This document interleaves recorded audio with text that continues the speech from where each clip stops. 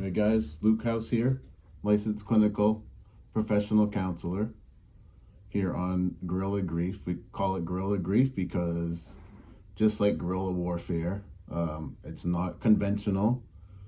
Um, Grief is messy at times. It can be complicated. It can be hard to navigate.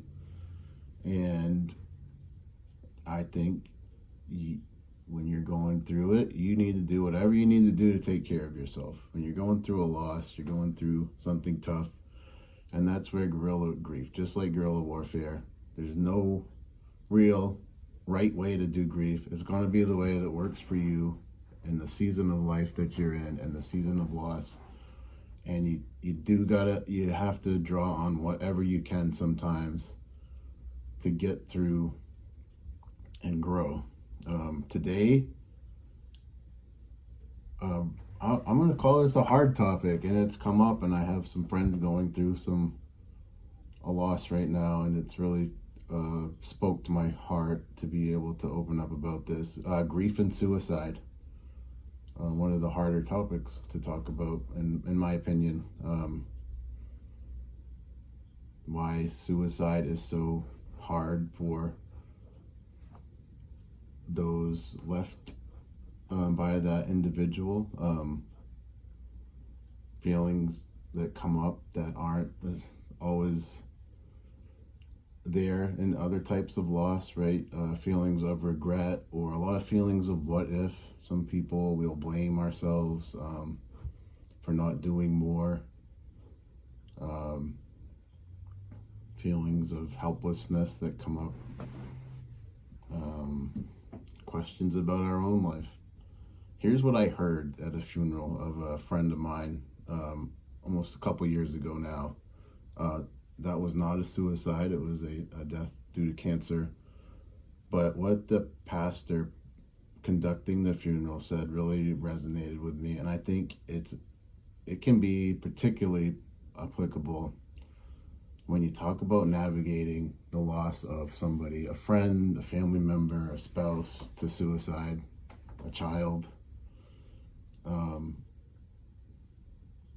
the pastor said one of the greatest gifts that somebody gives to us when they pass on, when they die, is the gift to reflect on our own life.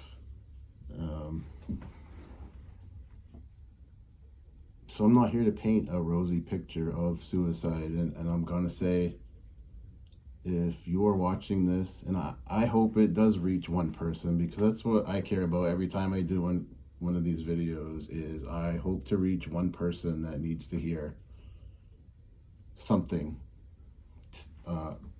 related to that video on that day, and if that's what it takes. So I kind of put off making this video, but I think it needed to happen. So when you talk about suicide, you do get the opportunity, if you've lost somebody close, to reflect on your own life. Where am I? And if you're somebody that's struggling, because right, suicide is somebody that's lost a battle, a struggle usually, and oftentimes it's gone on for a while and it's been hard, and it just became so overwhelming that it didn't feel like there were other options. So first thing I'm going to say is, if it is something you're struggling with, or you know somebody, that's going to be your priority. I've heard some really good feedback lately about calling the crisis hotline here in the state of Maine. I think nationally, their states are pretty well equipped.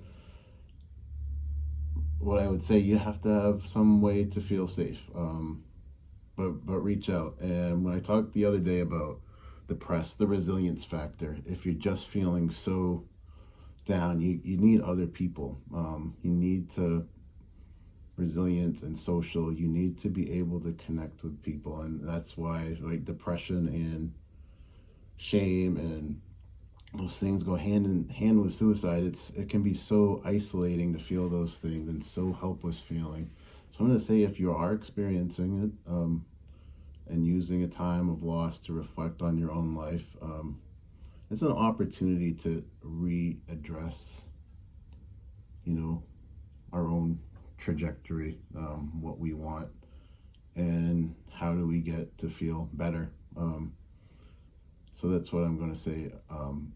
If you are struggling, please reach out. Don't be ashamed. Don't be scared to reach out. The people that love you would rather see you reach out than to lose you. I promise you 100%, 1,000% that. But you need social connection. So, as I said, I want to keep these videos short, but I just felt the calling to really address that topic of suicide today and grief.